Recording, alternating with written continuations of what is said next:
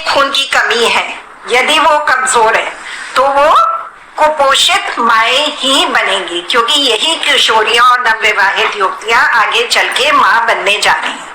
तो हमें उनके पोषण का ध्यान बचपन से ही रखना है। बचपन में उन्हें सही पोषण मिले, किशोरावस्था में सही पोषण मिले, और सही समय पे शादी होके वो सही समय पे माँ बने। सही समय क्या है? 22 वर्ष से पूर्व हम चाहते हैं कि युवती माँ ना बने, जिससे कि वो पूरी तरह से परिपक्व हो सके, जब वो अपने बच्चे को अपनी गर्भ में पाल सके। फिर गर्भावस्था के दौरान भी हमें पोषण का ध्यान रखना है, और इसी क्रम में गर्भावस्था के तुरंत बाद, क्योंकि अब जो नवजात शिशु है उसे भी सुपोषित करने के लिए माँ को स्वयं सुपोषित होना है, और अपने दूध से बच्चे को भी स्वस्थ और स्ट्रॉन्ग बनाना है। तो इसलिए ये हमारा कम से कम 6 महीने बाद तक ये प्रक्रिया चलती है। पर ये जिंदगी भर की प्रक्रिया है। जब तक कि हम हर समय पोषण पे ध्यान नहीं देंगे, हम माओ में कुपोषण खत्म नहीं कर पाएंगे। Next slide. तो क्यों आवश्यक है मातृ पोषण? जैसा हमने कहा, ये आगे की पीढ़ियों पर असर डालता है और गर्भस्थ शिशु के पोषण के लिए बहुत आवश्यक है। इसके अतिरिक्त माँ को बहुत सारी गर्भावस्था में जटिलताएं हो सकती हैं, जैसे कि ब्लड प्रेशर बढ़ना, झटके आना, जो कि कुपोषण के कारण हो सकते हैं। तो ये जटिलताओं से बचने के लिए भी पोषण पर ध्यान देना बहुत ही आवश्यक है। Next slide. कुपोषण से क्या प्रभाव पड़ते हैं? एक जो बहुत कॉमनली देखा जाता है कि गर्भावस्था में खून की कमी होती है। यदि हम आंकड़े देखें तो हमारे यहाँ करीब 50% महिलाओं में खून की कमी पाई जाती है, और खून की कमी के कारण उनमें गर्भावस्था में जटिलताएं भी बढ़ती है, और ये मातृ मृत्यु का भी कारण हो सकता है। तो इसलिए इसे तो हमें लड़के खत्म करना ही करना। तो ये जटिलताएं हो सकती हैं। फिर जो हमारा बच्चा पैदा होता है वो कम वजन का होता है, कमजोर होता है, उसे एक्स्ट्रा केयर की जरूरत होती है। हो सकता है उसे आईसीयू में रहना पड़े, वो कम समय पे पैदा हो जाए, या बच्चे में कुछ बनावटी खराबियां आ जाएं, क्योंकि उसे माँ को पूरे पोषक तत्व नहीं मिले गर्भावस्था में। फिर ये जो बच्चा थोड़ा बड़ा होगा तो ये कुपोषित होगा, उसका पढ़ाई में मन नहीं लगेगा, उसका अपनी पढ़ाई में अच्छा नहीं परफॉर्म कर पाएगा। तो यदि हम चाहते हैं कि हमारे बच्चे आगे चल के सफल हो, स्वस्थ हो, तो हमें अपने पोषण का ध्यान रखना बहुत आवश्यक है। और याद रखिए, कुपोषण केवल अल्प वजन नहीं है। हमारे देश में आजकल मोटापा भी बहुत फैल रहा है। हमारे आदरणीय प्रधानमंत्री नरेंद्र मोदी जी ने भी इस पर ध्यान आकर्षित किया है हम लोगों का, और मोटापे से भी हमें बचना है, क्योंकि मोटे लोग ये ना सोचिए उन्हें पोषण बहुत मिला है। हो सकता है महिला मोटी हो परंतु उसमें खून की कमी हो और उसे और पोषक तत्वों की कमी हो, केवल वसा की मात्रा उसके शरीर में अधिक है, जिसके कारण देखने में मोटी लगती है। तो ना मोटा होना है ना बहुत पतला होना है, सही वजन का होना बहुत आवश्यक है। तो गर्भावस्था में हमें क्या चीजें एक्स्ट्रा खानी है? क्या बहुत लोग कह देते हैं कि हमें 2 के लिए खाना है। ऐसा नहीं है, हमें डबल नहीं करना है अपना खाना, हमें मोटापा नहीं बढ़ाना है गर्भावस्था में, परंतु हमें जो खा रहे हैं वो पोषक खाएं। जैसे कि ऊर्जा में गर्भावस्था में 350 कैलोरी अधिक चाहिए, और धात्री महिला के लिए 600 कैलोरी एक्स्ट्रा रिक्वायर्ड है। इसी तरह प्रोटीन की रिक्वायरमेंट जो है गर्भावस्था और धात्री महिला के लिए बढ़ जाती है।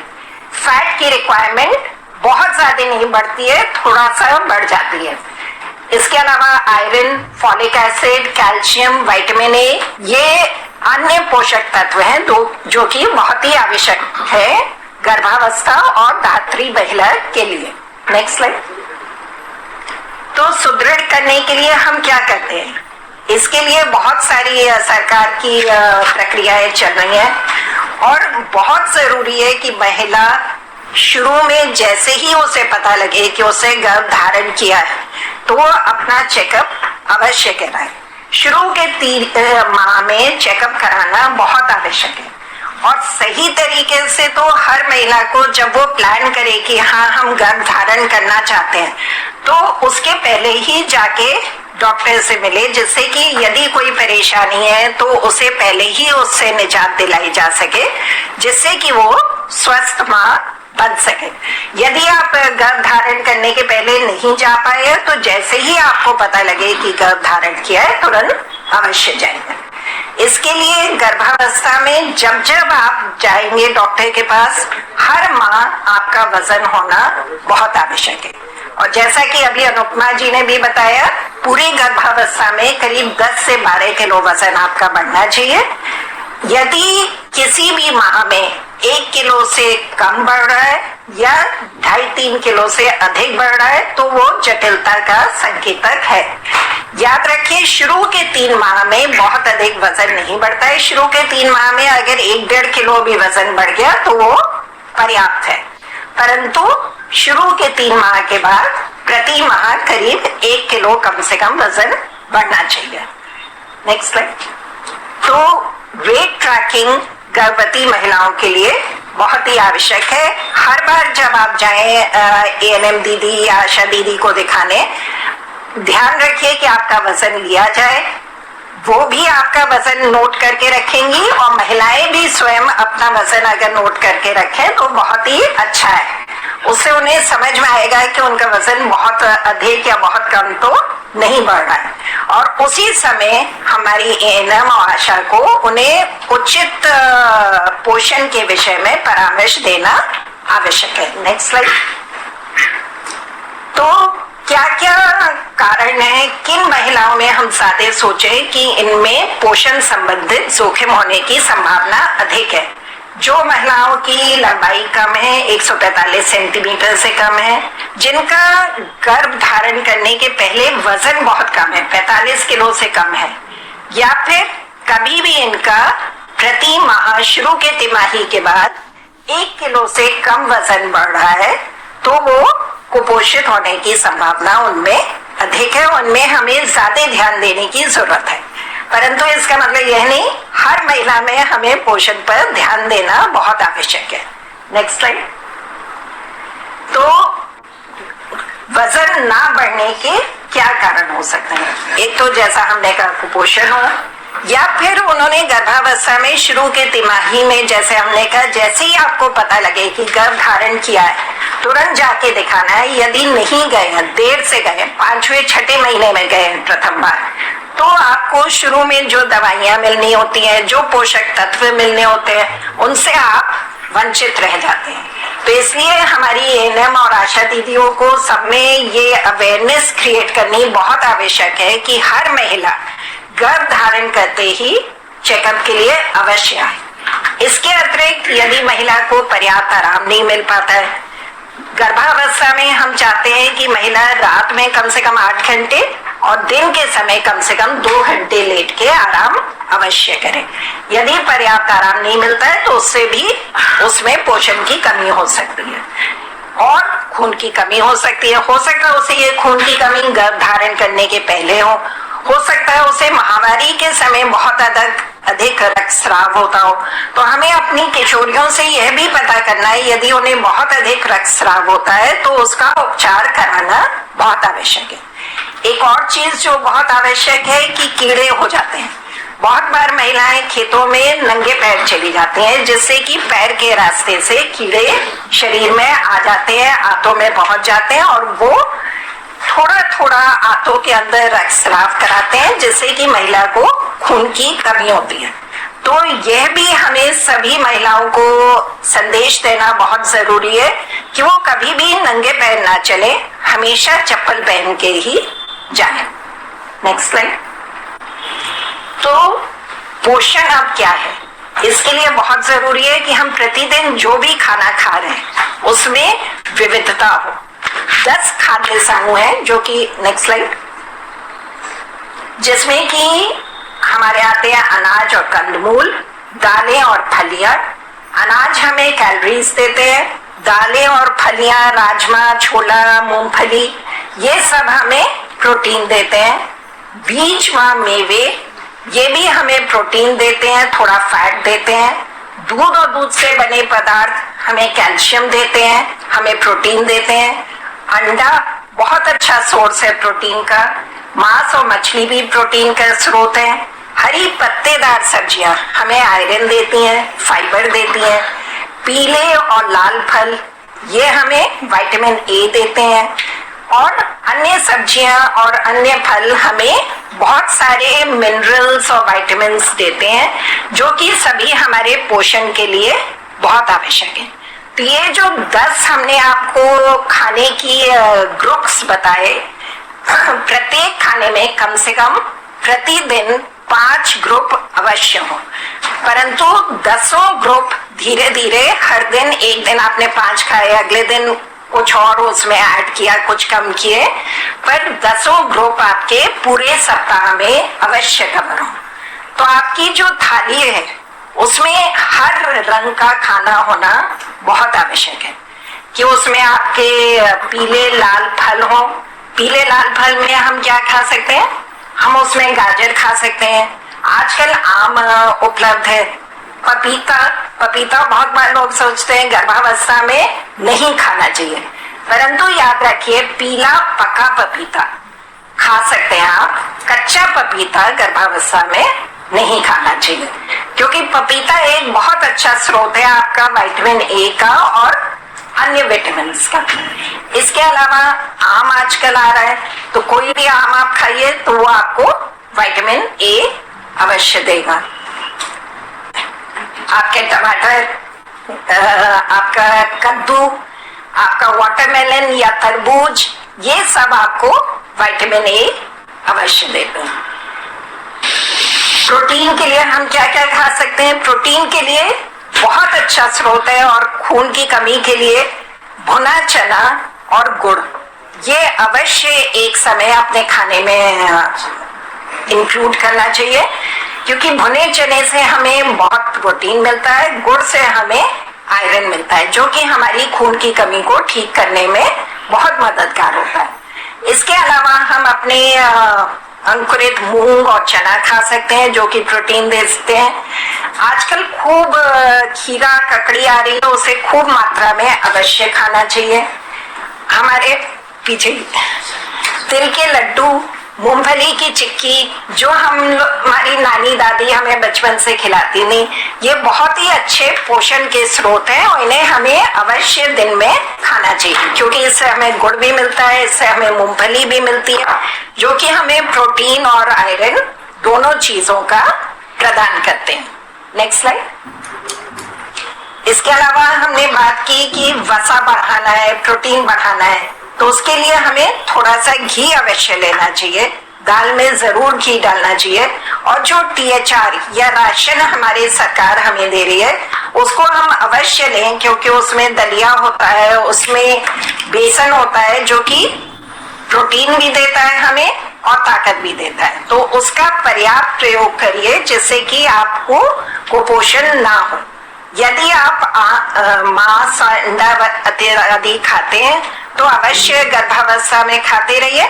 यदि नहीं खाते हैं तो आप दाल जरूर 2 कटोरी सुबह शाम लें, थोड़ा दही अवश्य लें और थोड़ा मूंगफली, चना, अंकुरित मूंग, ये वाली चीजें लें। इसे अलग अलग प्रकार से भी आप ले सकते हैं। उसका कभी पीस के चीला बना लिया, बेसन का चीला बना लिया, जो कि बहुत ही सरल है बनाना, या फिर आपने उसकी कुछ इडली बना ली, कुछ ढोकला बना लिया।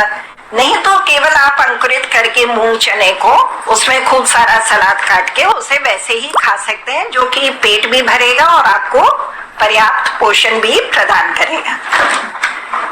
तो जो भी मौसमी फल और सब्जियां हैं वही खाने की आवश्यकता है। हमें बिल्कुल भी ये आवश्यकता नहीं है कि हम बहुत महंगे फल या बहुत महंगी सब्जी खरीद के लाए, यही खानी है। जो उस मौसम में आ रही है वही सबसे स्वास्थ्यवर्धक है उस समय के लिए, क्योंकि मौसम में फल और सब्जी मौसम के हिसाब से आती है। गर्मियों में आप जानते हैं कि आपके खीरा ककड़ी ज्यादा आता है, जो आपको पानी देता है शरीर में, आपको बहुत सारे मिनरल्स देता है। तो जो उस मौसम में उपलब्ध है वो ही फल और सब्जी जरूर खाइए। तो दैनिक आहार में आपकी मात्रा कितनी होनी चाहिए? जैसे कि अगर आप पहले 2 रोटी रोज खाते थे तो उसे थोड़ा बढ़ा के 3 रोटी कर सकते हैं। नहीं रोटी खाने का मन है तो आप उसमें अपनी दालें और फल और सब्जी जरूर बढ़ाएं, क्योंकि रोटी नहीं भी आप खा पा रहे हैं, पर ये याद रखिए घर का ही खाना खाइए। कोई भी पिज्जा बर्गर जिसका आजकल बहुत चलन हो गया है उसे अवॉइड करिए गर्भावस्था में, क्योंकि वो आपको पोषण नहीं देता है, केवल आपको मोटापा देता है। तो घर का खाना अवश्य खाइए, दोनों तीनों टाइम। दाल अवश्य खाइए, दाल गाढ़ी दाल बनाइए और उसमें थोड़ा घी का तड़का लगा के अवश्य खाइए। फिर गर्भवती महिला को कितने टाइम खाना है? हम लोग सोचते हैं कि सुबह खा लिया, एक बार शाम को खा लिया, बहुत ज्यादा ना खाएं। ऐसा नहीं है। गर्भवती महिला को समय समय पे खाने की आवश्यकता है।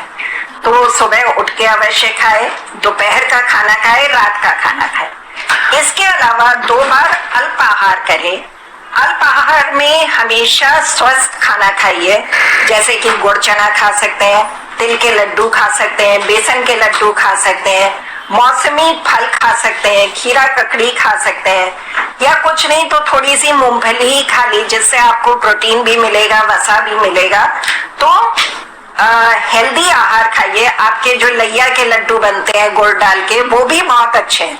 तो हेल्दी आहार खाइए, अवॉइड करिए कि आप पिज्जा बर्गर खाएं, या आप कुछ बहुत तला भुना हर समय ना खाइए, कभी कभी खाया जा सकता है। जो धात्री महिलाएं जो अपने बच्चे को दूध पिला रही हैं, उसे और अधिक पोषण की आवश्यकता होती है। तो सुबह का नाश्ता, दोपहर का खाना और रात के खाने के अतिरिक्त उन्हें 3 टाइम अल्प आहार अवश्य करना चाहिए, जो कि जैसा कि गर्भवती महिलाओं के लिए स्वस्थ पौष्टिक अल्प आहार करे तो उनके लिए फायदेमंद होगा। अब धात्री माँ और अतिरिक्त क्या खाए जिससे कि पर्याप्त दूध बन सके? बहुत बार महिलाएं कहती हैं कि हमारे तो दूध ही नहीं आ रहा है। इसके लिए बहुत जरूरी है कि आप, एक तो थोड़ी सी मेहनत पड़ती है, माँ को बच्चे को पालने के लिए मेहनत अवश्य करनी है। यदि वो मेहनत करेगी, हर बार बच्चे को लगाएगी छाती से, तो धीरे धीरे दूध आने लगेगा।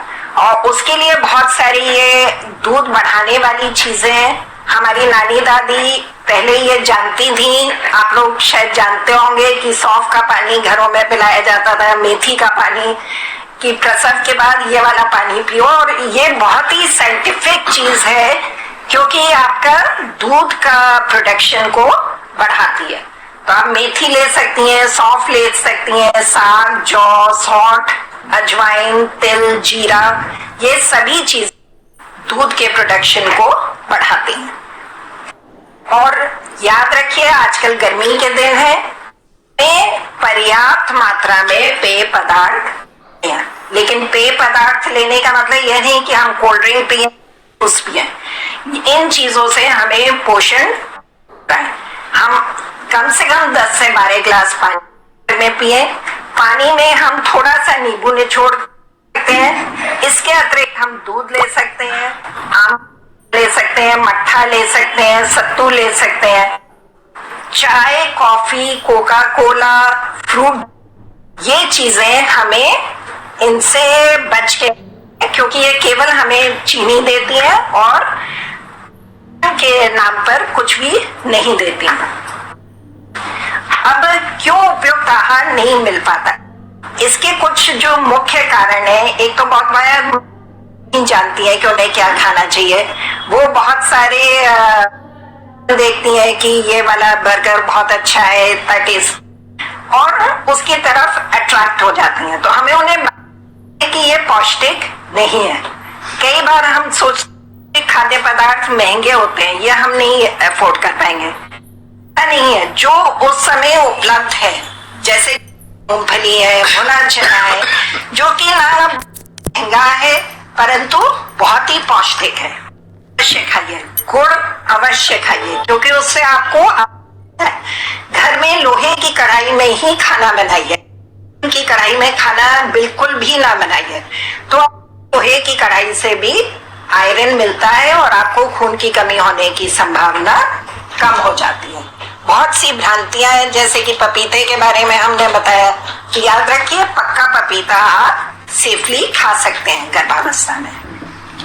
तो इसके अतिरिक्त ये जो मुख्य पोषक तत्व थे, इसके अलावा कुछ सूक्ष्म पोषक तत्व हैं जिनकी संपूर्ण करना बहुत आवश्यक है। तो पहला है इसमें फॉलिक एसिड, जो कि सही तौर पे देखा जाए तो गर्भ धारण करने के पहले शुरू आपको कर देना चाहिए। इसीलिए कहा जाता है गर्भ धारण करने का आप जब भी प्लान करें उससे पहले जाके डॉक्टर से मिले। नहीं भी आप मिल पाए तो जब भी आप पहली बार जाएंगे शुरू के 3 माह फॉलिक एसिड अवश्य खाएं, क्योंकि फॉलिक एसिड की कमी से आपके बच्चे में कुछ जन्मजात विकृतियां हो सकती हैं, जैसे कि रीढ़ की हड्डी में फोड़ा या फिर बच्चे का सर ना बने। और हम लोग कोई भी नहीं चाहते कि किसी भी माँ को ऐसा बच्चा पैदा हो, तो उससे बचने के लिए हमें फॉलिक एसिड अवश्य खाना है। इसके अतिरिक्त फॉलिक एसिड हमें खून बनाने में भी मदद करता है।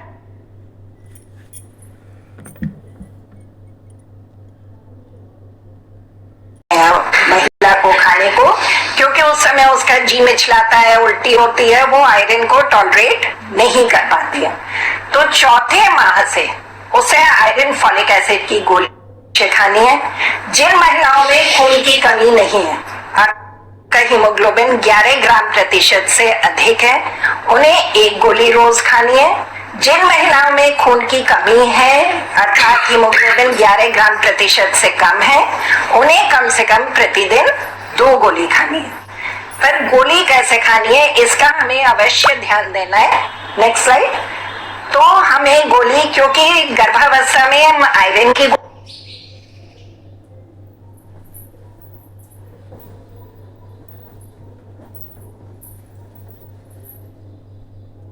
गोली भी लिखते हैं और कैल्शियम की भी लिखते हैं। और ये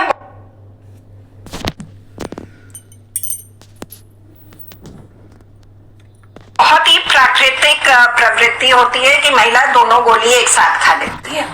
तो दोनों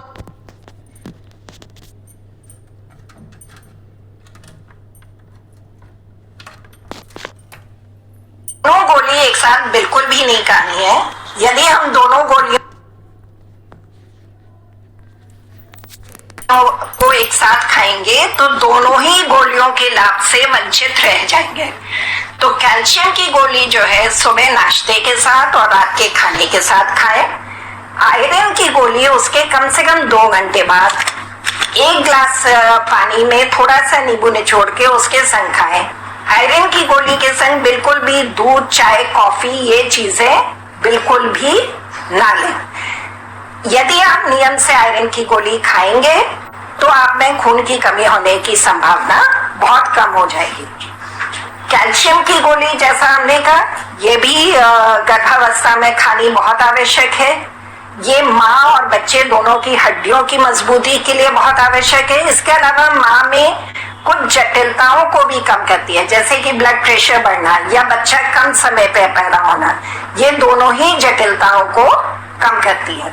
और कैल्शियम की गोली जैसे कहा सुबह और रात के खाने के संग खानी है, आयरन के साथ बिल्कुल भी नहीं खानी है। तो आयरन और कैल्शियम दोनों ही गोली हमें चौथे माह से शुरू करके पूरे गर्भावस्था में खानी है और प्रसव उपरांत कम से कम 6 माह तक अवश्य खानी है। तो ये बिल्कुल नियम बना के खानी है। विटामिन डी एक विटामिन है जो कि बच्चों और माँ की हड्डियों की मजबूती के लिए बहुत आवश्यक है। ये अधिकतर हम लोग अलग से नहीं देते, क्योंकि जो कैल्शियम की गोली होती है उसमें विटामिन डी मिला हुआ होता है, क्योंकि वो कैल्शियम के साथ ही अपना प्रभाव लाता है। इसके अतिरिक्त महिलाओं को जरूर ध्यान रखें कि सुबह शाम के टाइम जब धूप बहुत तेज नहीं है तो बाहर धूप में थोड़ी देर अवश्य कुछ काम करें और उस समय अपना मुंह और हाथ थोड़ा खुला रखें। यदि पूरा कपड़े से ढका रहेगा तो वो धूप से जो विटामिन डी बनता है हमारे शरीर में उसका लाभ नहीं उठा पाएंगे। तो धूप में अवश्य जाइए, इसीलिए बच्चों को भी प्रेरित करिए कि बाहर धूप में जाके अवश्य खेलें, इससे सबकी हड्डियां मजबूत होंगी। आयोडीन सभी लोग जानते हैं, आयोडीन हमारे थायराइड के कार्य करने के लिए बहुत आवश्यक है। यदि आयोडीन की कमी होती है मां में तो बच्चा मानसिक रूप से कमजोर हो जाता है। तो इसलिए नमक हमारा आयोडीन से युक्त आता है, आयोडीन युक्त ही नमक खाइए। बहुत बार भ्रांतियां होती है कि नहीं हमें ये वाला आयोडीन युक्त नमक नहीं खाना चाहिए, इसमें पता नहीं क्या क्या मिला हुआ है, थोड़ा सा हमें शायद काला नमक खाना चाहिए या कुछ और खाना चाहिए। तो याद रखिए आयोडीन युक्त नमक आपके लिए और आपके बच्चे के स्वास्थ्य के लिए बहुत आवश्यक है। विटामिन ए जैसा कि पहले भी आपको बताया लाल और पीले फलों में पर्याप्त मात्रा में मिलता है, तो थोड़े थोड़े लाल और पीले फल प्रतिदिन अवश्य खाने हैं। गाजर खा सकते हैं आप, आम खा सकते हैं, पपीता खा सकते हैं, कद्दू खा सकते हैं, ये सभी विटामिन ए में पर्याप्त मात्रा में इनमें उपलब्ध है। तो सूक्ष्म पोषक तत्वों के अपर्याप्त संपूरण के क्या कारण हो सकते हैं? एक तो जैसा शुरू में बताया, गर्भावस्था में आप देर में दिखाने आए तो आपको आशा दीदी ने बताया ही नहीं कि आपको क्या खाना है, या केवल एएनसी के दौरान जब वो दिखाने आई तभी वितरण किया। इसलिए बहुत आवश्यक है कि आशा लोग महिलाओं के घर जाके, जितनी भी गर्भवती महिलाएं हैं उनके घर जाके अवश्य उन्हें जानकारी दें, उन्हें दवाइयां दें। और केवल दवा दे देना काफी नहीं है। आयरन की गोली अगर पकड़ा दी आपने तो हो सकता है महिला ने ऐसे ही रख ली घर में, उसे खाई ही नहीं, तो आपको ये देखना है, उससे कहिए कि खाली पत्ता दिखाए। इसके अतिरिक्त आप उससे पूछ सकते हैं उसको मल किस रंग का हो रहा है। यदि मल नॉर्मल रंग का हो रहा है तो इसका मतलब वो आयरन नहीं खा रही है। यदि मल काला बता रही है वो, तो वो आयरन खा रही है। तो ये अवश्य उससे पूछिए, नहीं तो पता लगेगा आपने तो आयरन की गोली दे दी लेकिन महिला ने खाई नहीं।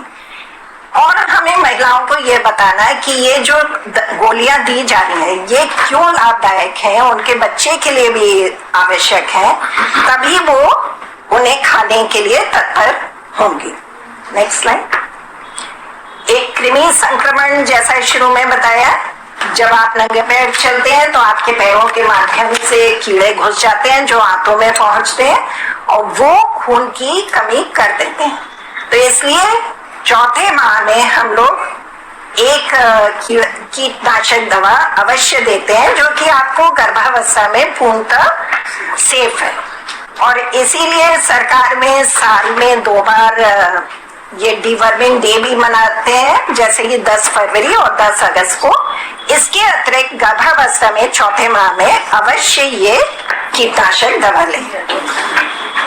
फिर पोषण केवल खाना पीना नहीं है, इसमें व्यायाम का भी बहुत बड़ा रोल है। तो गर्भावस्था में हमें थोड़ा सा व्यायाम अवश्य करना है। यदि आप घर में एक्टिवली काम कर रही हैं तो बहुत अच्छा है, नहीं कर रही हैं तो थोड़ा सा कम से कम आधा घंटा जरूर टहलें। उसके लिए ध्यान रखिए, आजकल गर्मी के दिन है तो सुबह शाम जब मौसम अच्छा है उसी समय टहलें, ढीले सूते कपड़े पहन के टहलें। और जब भी आप व्यायाम करें या टहलने जाएं तो पानी अवश्य पीते रहें, पानी की कमी नहीं होनी चाहिए। Next slide. फिर परिवार नियोजन, आप कहेंगे पोषण में क्यों आया, परंतु परिवार नियोजन बहुत ही आवश्यक स्तंभ है सुपोषित होने के लिए। यदि जल्दी जल्दी गर्भ धारण कर रही है महिला तो उसे कभी भी पर्याप्त पोषण मिल ही नहीं सकता है। इसलिए 2 बच्चों के बीच का अंतराल कम से कम 3 साल अवश्य होना चाहिए, जिससे कि वो अपने बच्चे को भी 2 साल तक पूरा दूध पिला सके, बच्चा भी स्वस्थ बने, बच्चा भी सुपोषित हो और वो स्वयं भी पोषक तत्व खा के अपना स्वास्थ्य रिगेन कर सके। और 3 साल बाद ही अगला गर्भ धारण होना चाहिए। तो इसके लिए कोई ना कोई गर्भ निरोधक उपाय अपनाना बहुत आवश्यक है। याद रखिए, बच्चा गिरवाना गर्भ निरोधन का तरीका नहीं है, उससे आपके शरीर पर भी दुष्प्रभाव पड़ते हैं और उससे आपको पोषण की भी कमी होती है, अन्य जटिलताएं भी हो सकती हैं। बहुत जरूरी है मातृ पोषण में जब भी महिलाओं से बात करें, हम उनके घर वालों को, उनकी सास को, उनके पति को अवश्य साथ में लें, क्योंकि बहुत बार घरों में देखा गया है सास को लगता है ठीक है हम भी तो कभी गर्भवती थे तो क्या जरूरत है महिला पे ज्यादा ध्यान देने की। महिला भी सोचती है पहले मेरा पति खा ले, मेरी सास खा ले, उसके बाद आखिर में जो बचेगा, जो सबसे कम पोषक तत्व होंगे वही मैं खा लूंगी। तो उन्हें पोषण के विषय में अवेयर कराना बहुत ही आवश्यक है, जिससे कि वो भी महिला के पोषण का ध्यान रखें। जब पूरा परिवार मिलकर ध्यान रखेगा तभी हमारी महिलाएं और उनके बच्चे स्वस्थ और सुपोषित हो सकते हैं।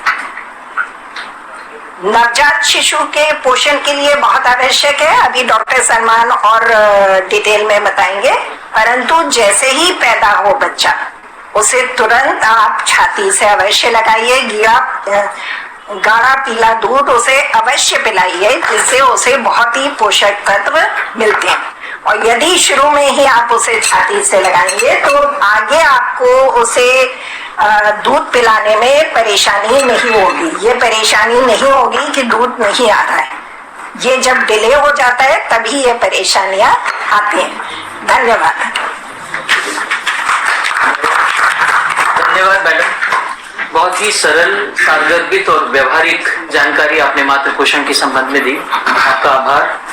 और ये लो कॉस्ट इंटरवेंशंस जो आपने बताई, मुझे पूरी उम्मीद है कि हमारे जो सभी जो प्रतिभागी इसके साथ जुड़े हुए हैं वो इस चीज को समझेंगे। और जैसा आपने बताया कि जो मातृ पोषण की यात्रा है वो गर्भावस्था के दौरान से नहीं बल्कि किशोरावस्था से शुरू हो जाती है, और तभी से यदि हम किशोरियों की पोषण की का ध्यान रखें तो फिर उस यात्रा के जो अलग अलग पड़ाव हैं, चाहे वो उसकी गर्भावस्था के दौरान बढ़ने वाले वजन की बात हो या फिर जो अभी आपके लिए मेरे ख्याल से ये नई जानकारी होगी, अभी तक हम 5 समूह के बारे में बात करते थे, लेकिन आपने मैडम जो बताया कि FAO का जो 1996 का जो वो है उसमें किस तरीके से 10 खाद्य समूह, जिसमें प्रतिदिन 5 समूहों की अपने हमारे भोजन में सम्मिलित हो और ग्रेजुअली उसको हम सम्मिलित कर लें सारे समूहों को, तो ये एक महत्वपूर्ण जानकारी रही है। किस तरीके से क्या डूज एंड डोंट्स हैं,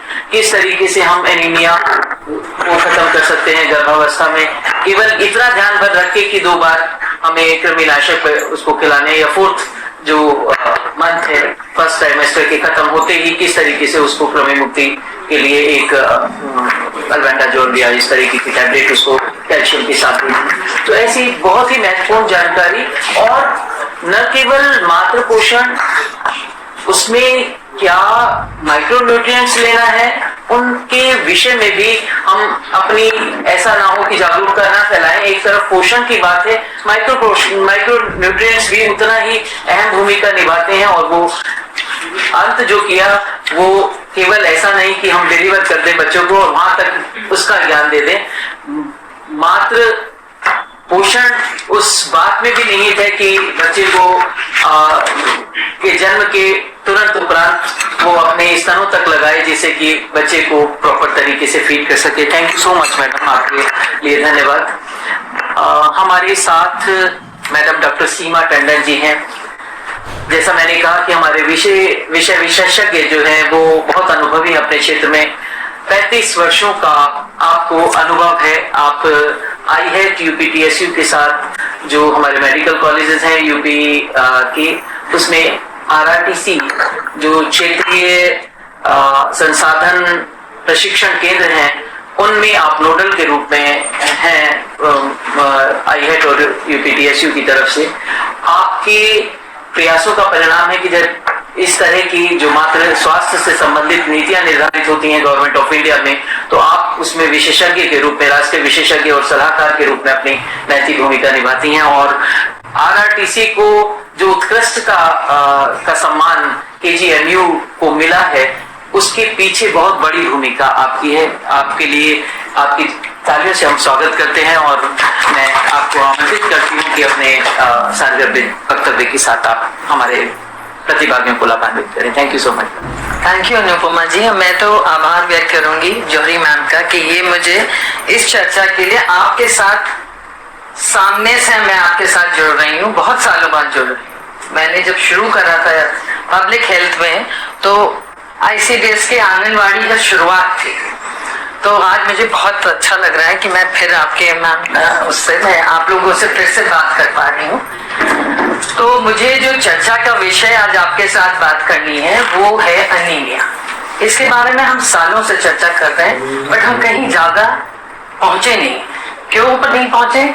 उसके लिए हम महिलाएं ही जिम्मेदार। तो मैं आप लोग से रिक्वेस्ट करूंगी कि जब भी आप गर्भवती महिला से मिलें, जब भी उनसे आपकी बातचीत हो, तो उनको इस पे जरूर उन पे असर्ट करें कि आप अपना ख्याल रखो, क्योंकि ये जरूरी है। भगवान तो हर जगह नहीं पहुंच सकता, तो उसे किसे बनाया? माँ। सो ये सबसे मुख्य चीज है, क्योंकि माँ में ये क्यों कहा गया कि माँ ही देखभाल वो कर सकती है, क्योंकि भगवान वो रोल जो है आपको इस दुनिया में लाया, आप गर्भ धारण करते हैं। और गर्भवती महिला आप अपना नहीं ध्यान रखेंगे, पौष्टिक आहार नहीं खाएंगे, जैसे डॉक्टर अंजू ने आपको पोषण के बारे में इतना अच्छा ध्यान दिया, तो आप अपने परिवार को नहीं सपोर्ट कर पाएंगे, आप अपने बच्चा जो देख रही हैं, बच्चे जो हो चुके हैं उनको नहीं देख पाएंगे, और जो आप गर्भवती हैं, जो बच्चा आपके पेट में पल रहा है उसको भी नहीं आप सुरक्षित कर पाएंगे। तो अनीमिया क्या है? अनीमिया जो है खून की कमी है। ये ऐसी समस्या है जो अकेले में अपने आप में तो समस्या है ही, पर साथ में जो गर्भवती में जटिलताएं हैं उसको भी साथ में जोड़ता चलता है। जैसे जैसे आपके 9 माह बढ़ते जाएंगे उसमें वो जटिलताओं को और बढ़ाता जाएगा, और जब तक फिर बच्चा भी कमजोर होगा, बहुत कुछ उससे जुड़ता जाएगा जो मैं आगे आपको बताऊंगा।